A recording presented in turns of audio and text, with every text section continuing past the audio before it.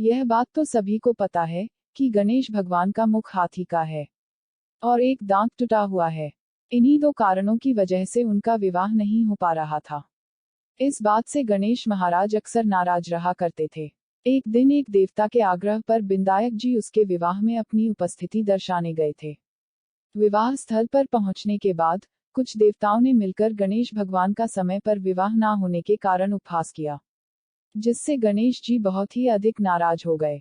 उसी दिन उन्होंने ठान लिया कि जब तक मेरा विवाह नहीं होता तब तक मैं किसी भी देवता का विवाह नहीं होने दूंगा।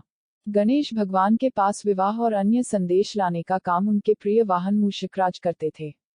अब मूषिकराज जब भी किसी देवता के विवाह का समाचार लाते तब गणेश जी उसे आदेश देते और मूषिकराज अपनी सेना के साथ जाकर उस विवाह के मंडप को गिराकर तहस नहस करते एवं बारातियों को भी भगा देते।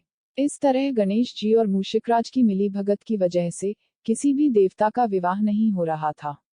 गणपति जी के व्यवहार से तंग आकर सभी देवी देवता भगवान शिव और माता पार्वती जी के पास पहुंच गए और इस विकट समस्या का समाधान मांगने लगे।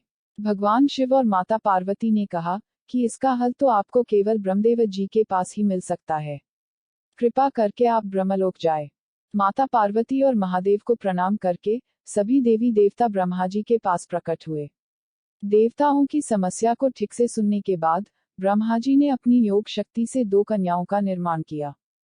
कन्याओं का नाम था रिद्धि और सिद्धि। वह दोनों ब्रह्मा जी की मानस पुत्रियां थीं। उन्हें लेकर ब्रह्मा जी गणेश महाराज के पास गए और उनसे अपनी पुत्रियों को ज्ञान एवं शिक्षा प्रदान करने का निवेदन करने लगे। ब्रह्मदेव जी का मान रखने के लिए एक दिन भगवान ने रिद्धि और सिद्धि को शिक्षा देना आरंभ किया। फिर उस दिन के बाद से जब भी मूषिकराज किसी विवाह की खबर लेकर आते थे उस वक्त रिद्धि और सिद्धि गणेश जी को अपनी बातों में उलझकर रखती थी। इस तरह गणेश जी का ध्यान किसी और विषय पर रहता और दूसरी तरफ देवताओं के विवाह संपन्न हो जाते। एक दिन बुद्धि के देवता भगवान गणेश जी को यह बात के समझ में आ गई, लेकिन उनके क्रोध में आने से पहले ही ब्रह्मदेव अपनी दोनों पुत्रियों के साथ वहां पर प्रकट हुए।